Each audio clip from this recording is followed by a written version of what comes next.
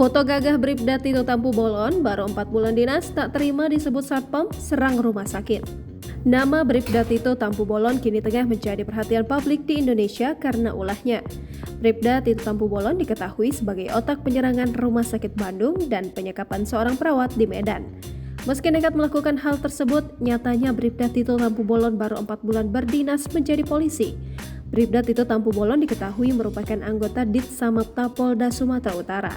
Seperti diketahui, sebelum melakukan penyerangan ke Rumah Sakit Bandung, Bribda Tito Tampu Bolon lari dari barak, mabuk-mabukan, dan main perempuan.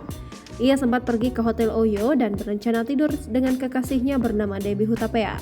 Namun rencana tidur bersama itu terganggu lantaran dua teman perempuannya yang lain merasa disekap. Mereka yang merasa disekap oleh Bribda Tito Tampu Bolon adalah Ayu J. Tambunan dan Iten. Saat itu Bribda Tito Tampu Bolon terlibat cekcok dengan teman lelaki Ayu yang merupakan security di Rumah Sakit Bandung. Dari cekcok ini Bribda Tito Tampu Bolon kemudian melakukan penyerangan. Berikut ini Tribunsumsel.com sajikan foto dari Bribda Tito Tampu Bolon. Sosok Bribda Tito Tampu Bolon dalam penyerangan rumah sakit dan sekap perawat bersama 7 rekannya. Inilah Bribda Tito Tampu Bolon. Tito tak sendiri melakukan penyerangan dan penyekapan tersebut.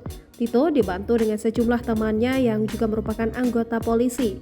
Berikut tampang 8 polisi yang melakukan serangan ke Rumah Sakit Bandung dan melakukan penyekapan perawat.